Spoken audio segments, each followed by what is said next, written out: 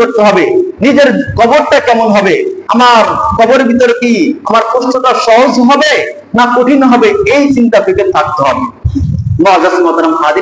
এই চিন্তা ভাবনা যদি আমাদের থাকে তাহলে অন্যের কখনো জীবন দেওয়া আমাদের মুখ দ্বারা আসবে না। নিজের নফস, নিজের আত্মাকে পরিশুদ্ধি করতে হবে, আমার নিজের কলবকে শুদ্ধ করতে হবে, তবে আমরা আমাদের জীবনটা সুন্দর হবে। মুআজ্জাজ মুহতারাম হাজিরিন, রাসূল করিম সাল্লাল্লাহু আলাইহি সাল্লাম তার কন্যা, আদরের কন্যা হযরতে ফাতেমা রাদিয়াল্লাহু তাআলা আনহাকে বলেন, হে ফাতেমা, জেনে রাখো আমি যে তোমার বাবা, আমি যে তোমার বাবা, আমি তোমার বাবা, এটা ভেবে তুমি কখনো তোমার আমলকে ছেড়ে দিও না।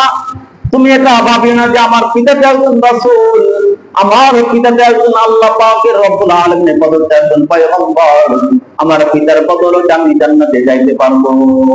বরং হে ফাতেমা, তোমার আমল তুমি করো, তোমার আমল তোমাকে জান্নাতে নিয়ে যাবে, তোমার আমল ব্যতীত পৃথিবীর কোনো মানুষ তোমাকে জান্নাতে নিয়ে যাবে না।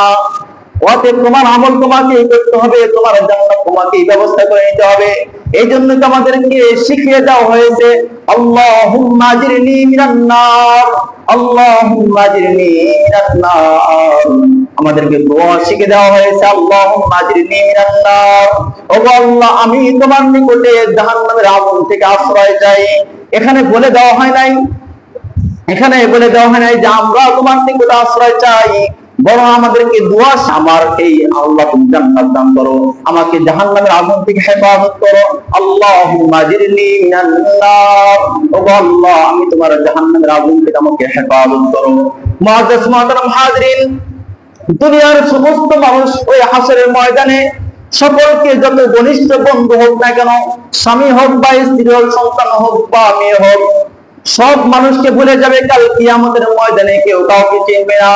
একমাত্র আপনি আমি দুনিয়ার জমিনে যদি নিজের জীবনকে সংস্কার করতে পারি, নিজেকে নিজে শুধরাইতে পারি, আর নিজেকে নিজে শুধরাই আমি আমার নামাজটা আদায় করে নিতে পারি, হজ করতে পারি, অন্য কি করলে জানা দেখে আমার উপর হজ ফরজ হয়েছে আমি হজ করব, আমার উপর নামাজ ফরজ হয়েছে আমি নামাজ আদায় করব, এইভাবে যদি নিজেকে শুধরিয়ে নেওয়া যায়, আল্লাহ পাক রব্বুল আলামিন তাআলা হাসরের ময়দানে আপনাকে আমাকে আগে আগে জান্নাত দান করবেন।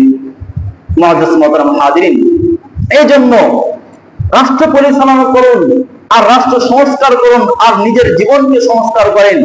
সংস্কার করতে হবে নিজের জীবনকে, নিজের পরিবারকে, নিজের সামাজিক জীবন ব্যবস্থাকে সংস্কার করতে হবে।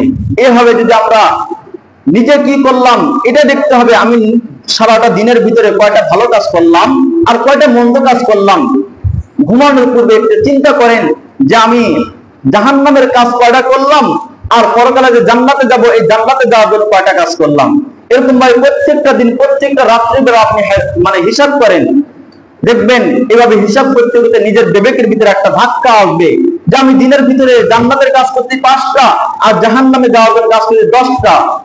এই হিসাবটা করলে একসময় বুঝে আসবে যে যত গুনাহ করলাম আমার তো জাহান্নাম ছাড়া উপায় নাই।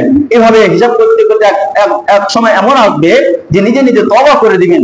এক সময় এমন আসবে যে গুনাহ ছাড়তে ছাড়তে এমনি দেখা যাবে যে দিনের ভিতরে 10টা নেকি কাজ করলাম, 5টা গুনাহের কাজ করলাম। এভাবে যখন আরো চিন্তা ভাবনা করবেন তখন ধীরে ধীরে নেকি গুনাহের কাজটার সংখ্যা কমে আসবে এবং জান্নাতে যাওয়ার কাজটা সংখ্যাটা বেড়ে আসবে। আল্লাহ পাক রব্বুল আলামিন আমাদের সকলকে বোঝাতে